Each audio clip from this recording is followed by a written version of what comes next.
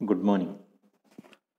आज आपण चलनक्षम दस्तऐवज कायदा 2015 मधील चलनक्षम दस्तऐवजांचे सादरीकरण या घटकाचा सविस्तर अभ्यास करणार आहोत.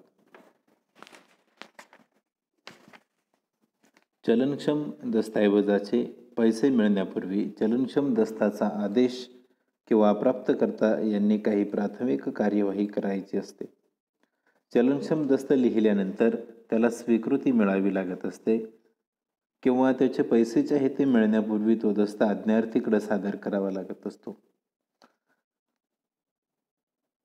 चलनक्षम दस्तऐवजांचं सादरीकरण म्हणजे नेमका हाच भाग या ठिकाणी आपण लक्षात घेणं गरजेचं आहे.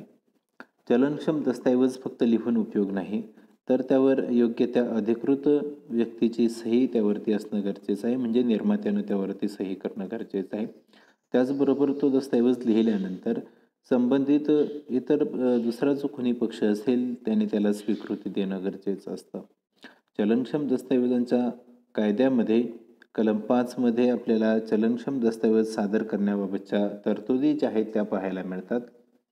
चलनक्षम दस्तऐवज सादर करत असताना 2 पद्धती आपल्याला पाहायला मिळतात. त्यामध्ये पहिली पद्धत जी आहे ती म्हणजे स्वीकृतीसाठी सादरीकरण. एखाद्या चलनक्षम दस्तऐवजाला त्या ठिकाणी जर आपल्याला स्वीकृती घ्यायची असेल तर त्या स्वीकृतीसाठी तो संबंधित दस्तऐवज दुसऱ्या पक्षाकडे पाठवावा लागत असतो आणि त्याने त्याला सहमती दिल्यानंतर किंवा स्वीकृती दिल्यानंतरच त्या चलनक्षम दस्तऐवजाला कायदेशीर स्वरूप प्राप्त होत असतं. त्यामुळं त्याला आपण स्वीकृतीसाठी सादरीकरण असं या ठिकाणी म्हणतो. आणि दुसरा जो आहे तो म्हणजे वसुलीसाठी सादरीकरण.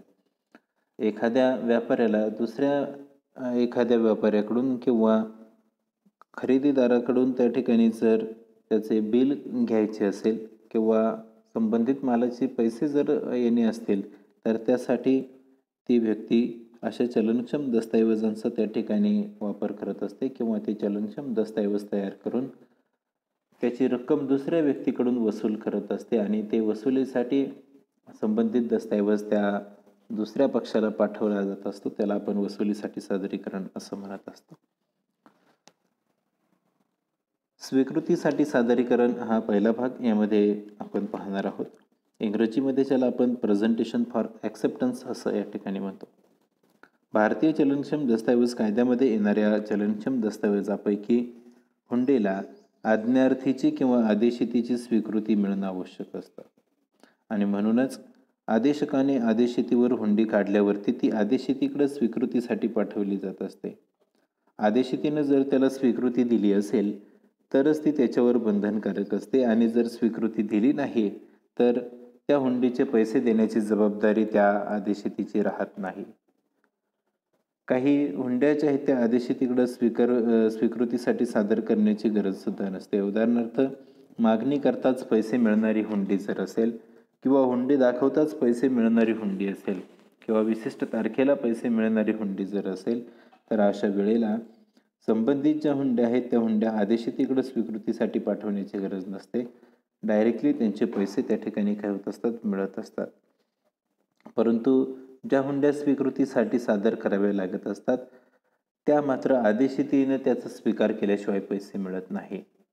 ज्या हुंड्यांचे पैसे हुंडी स्वीकारल्यानंतर मिळणारे असतात त्या हुंड्यांना प्रथम स्वीकृतीसाठी आदेशिती जो आहे तो मान्यता देत असतो किंवा त्यानं प्रथमतः स्वीकार करणं गरजेचं असतं.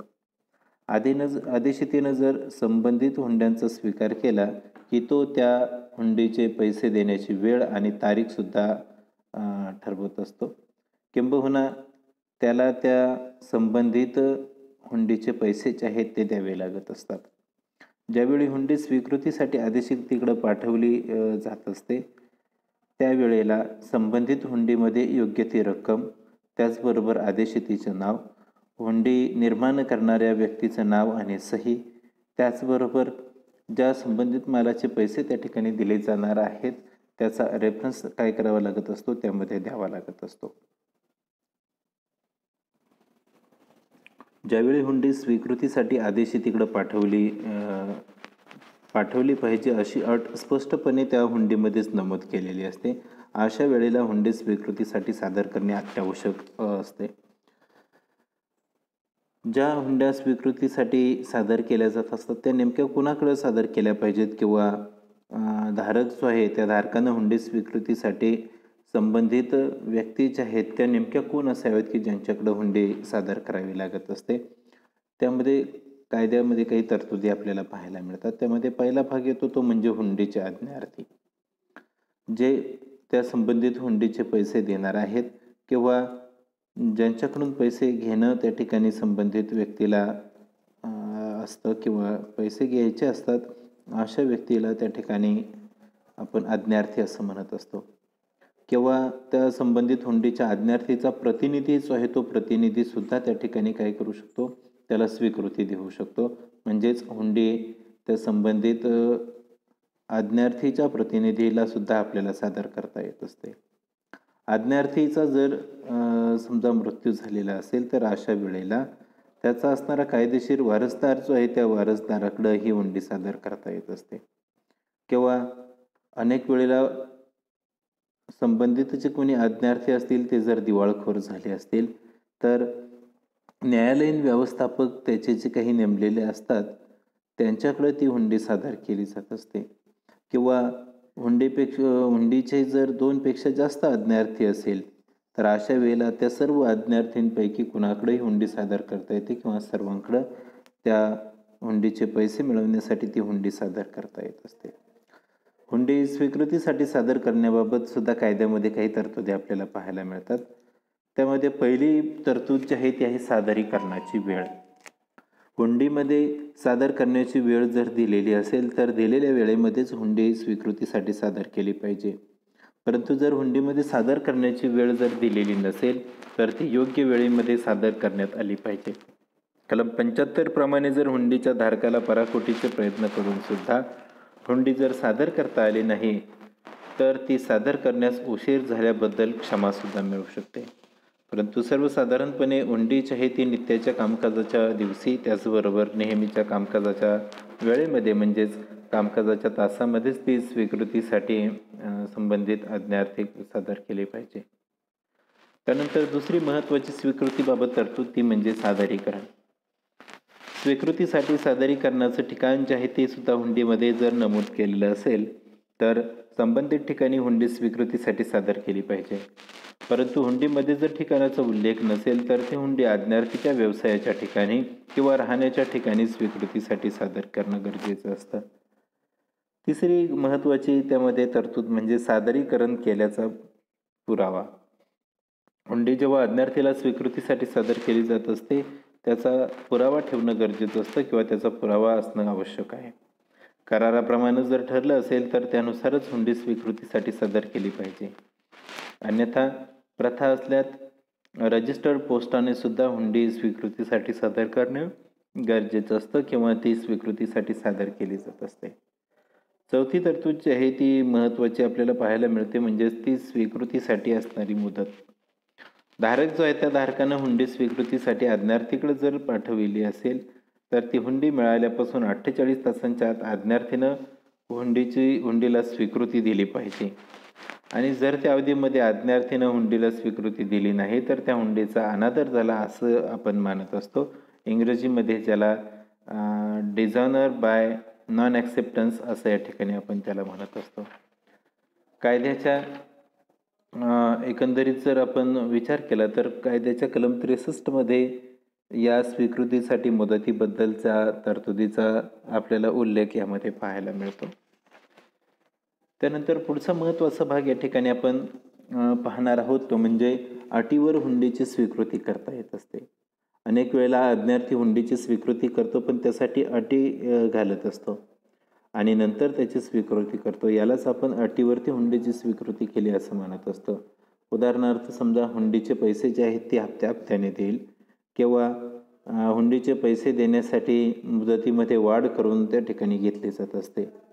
किंवा काही वेळेला विशिष्ट घटना जर घडली तरच मी हुंडीचे पैसे देईल अशा अटीवरती सुद्धा ती हुंडी स्वीकारली जात असते आणि विशिष्ट ठिकाणीच हुंडीचे पैसे दिले जातील अशा अनेक अटी ज्या आहेत त्या अटी स्वीकारून किंवा त्या अटींचा वापर करून आज्ञार्थी बऱ्याच वेळेला हुंडी स्वीकार करताना त्या ठिकाणी दिसून येत असतात. आज्ञार्थीनं घातलेल्या अटीचा स्वीकार धारकानं केला पाहिजेच असं नाही.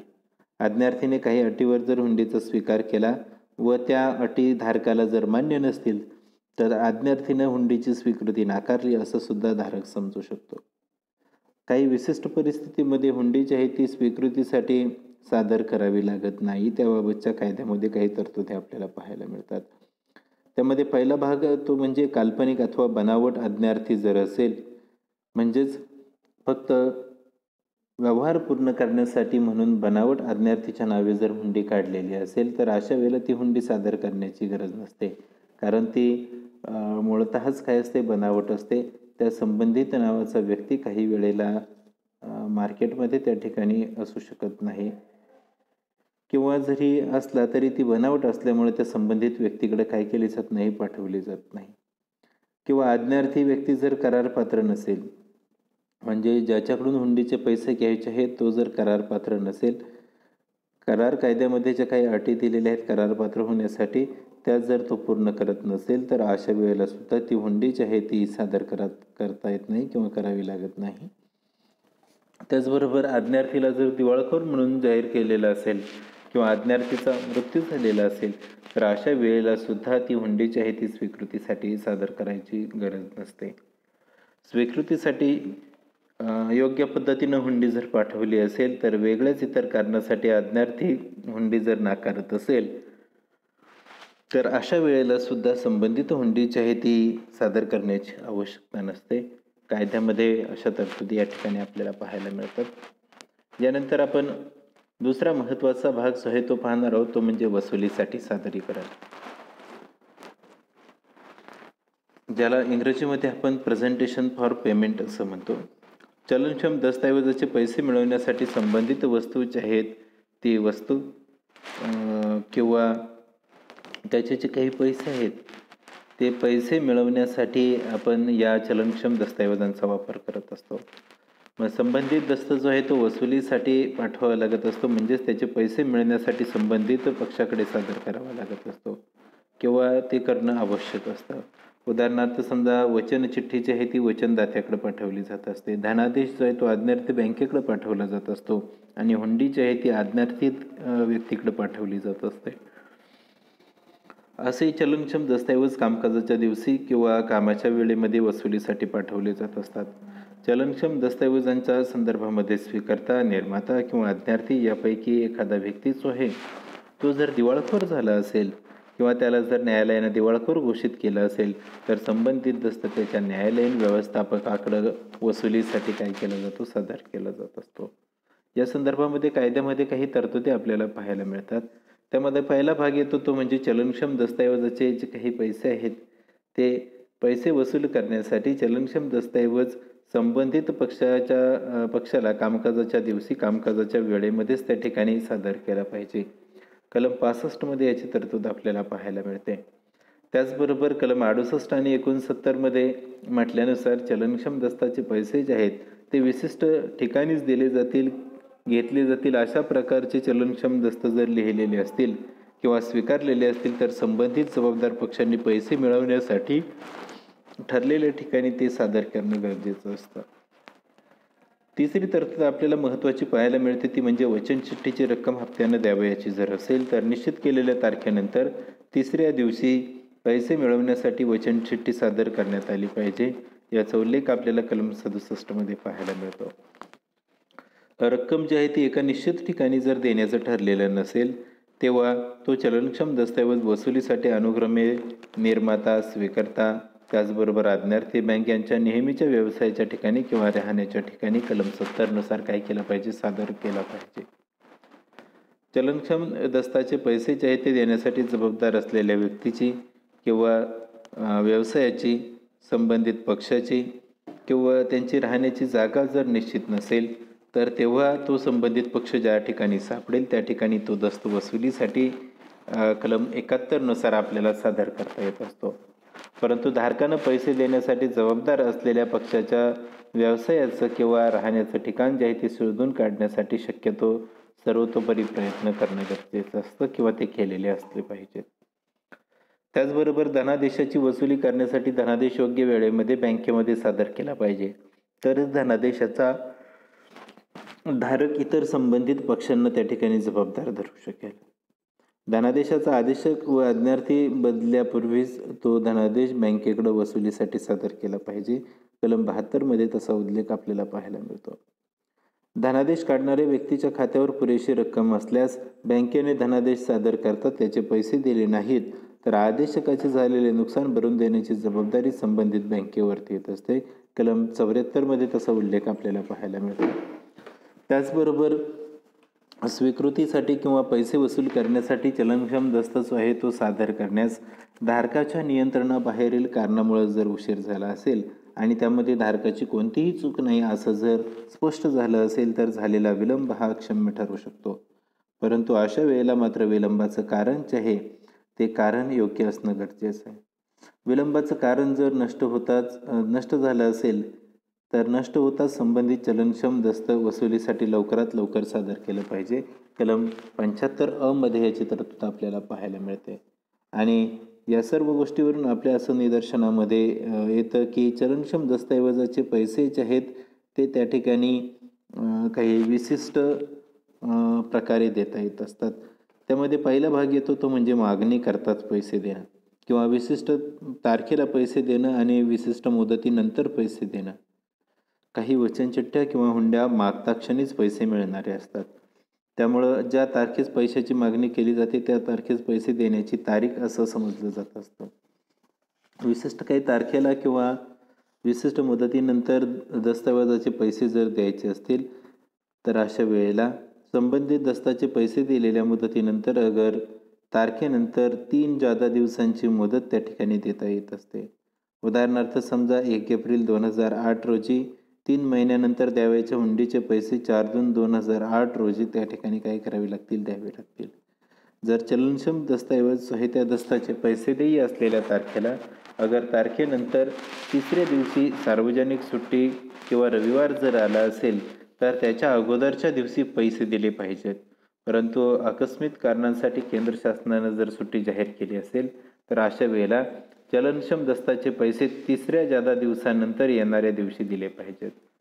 धनादेशाच्या बाबतीमध्ये जर आपण विचार केला तर धनादेशाचे पैसे मागता क्षणीच द्यावे लागत असल्यामुळे धनादेशासाठी 3 जादा दिवसांची सवलत दिली जात नाही. तसंच धनादेश त्याच्यावर असलेल्या तारखेपूर्वी किंवा तारखेनंतर 6 महिन्यांनी सादर केला नसला पाहिजे. चलनक्षम दस्ताच्या धारकाने योग्य ती काळजी घेऊन योग्य त्या दिवशी तो चलनक्षम दस्तऐवज वसुलीसाठी जर दिला नाही तर चलनक्षम दस्ताच्या इतर व्यक्ती त्या दस्ताचे पैसे देण्याच्या जबाबदारीतून आपोआपच काय होत असतात, मुक्त होत असतात. त्यानंतर वसुलीसाठी सादरीकरण जे आहे ते कधी अनावश्यक ठरतं ते या ठिकाणी आपण पाहणार आहोत. त्यामध्ये पहिला भाग जो आहे तो आपल्याला आपल्या दृष्टिकोनातून महत्त्वाचा असणार आहे. कलम 76 नुसार पैसे मिळवण्यासाठी दस्त सादर करण्याची आवश्यकता नसते.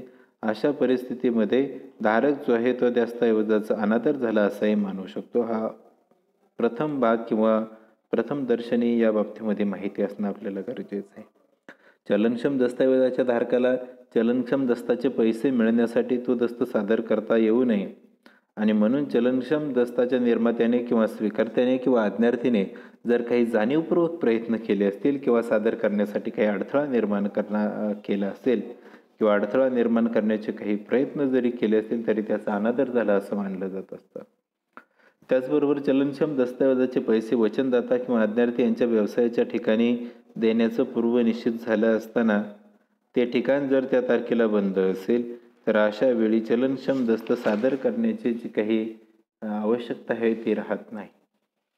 चलनक्षम दस्तऐवजाची रक्कम विशिष्ट व्यवसायाच्या ठिकाणी देण्याचं ठरलेलं असताना सुद्धा रक्कम देण्यासाठी जबाबदार व्यक्ती किंवा पक्ष किंवा त्याचा प्रतिनिधी जो आहे तो कामकाजाच्या वेळेमध्ये जर हजर राहिला नसेल तर अशा वेळेला सुद्धा तो सादरीकरणासाठी देण्याची आवश्यकता नसते. चलनक्षम दस्तऐवजाचे पैसे मिळण्याबद्दल ठिकाण निश्चित केलं नसेल व योग्य प्रकारे तपास करून सुद्धा वचनदाता किंवा आज्ञार्थी सापडत नसेल तर अशा वेळेला सुद्धा तो दस्त सादर करण्याची गरज नसते. किंवा चलनक्षम दस्त सादर केलं नाही तरी त्याचे पैसे निर्मात्याने किंवा आज्ञार्थीने देण्याचे जर कबूल केले असेल तर अशा वेळेला सुद्धा तो दस्त लिहिण्याची किंवा सादर करण्याची आवश्यकता नसते. मुदत संपल्यानंतर सुद्धा चलनक्षम दस्त जर सादर करण्यात आलं नाही आणि हे माहीत असून सुद्धा वचनदाता किंवा आज्ञार्थी जे आहे ते पैसे देण्यासाठी तयार असेल किंवा पूर्ण पैसे देण्याचं वचन जर देत असतील तर अशा वेळेला ते सादर करण्याची आवश्यकता नसते. चलनक्षम दस्तऐवज सादर न केल्यामुळे आदेशकाचं कोणतंही नुकसान जर होत नसेल तर चलनक्षम दस्ताचा धारक चलनक्षम दस्ताच्या आदेशकाला त्या या वेळेला जबाबदार धरू शकतो. जेव्हा चलनक्षम दस्ताचा आदेशक व आज्ञार्थी एकच व्यक्ती असतात तेव्हा दस्त वसुलीसाठी सादर केला जात नाही किंवा करण्याची आवश्यकता नसते किंवा गरज नसते. हुंडीचा आज्ञार्थी ज्या वेळेला काल्पनिक व्यक्ती असतो तर अशा वेळेला ते पैसे मिळवण्यासाठी तो दस्तऐवज जो आहे तो सादर करण्याची गरज नसते किंवा तो सादर केला जात नाही, कारण ती व्यक्तीच त्या ठिकाणी काही असते, बनावट असते.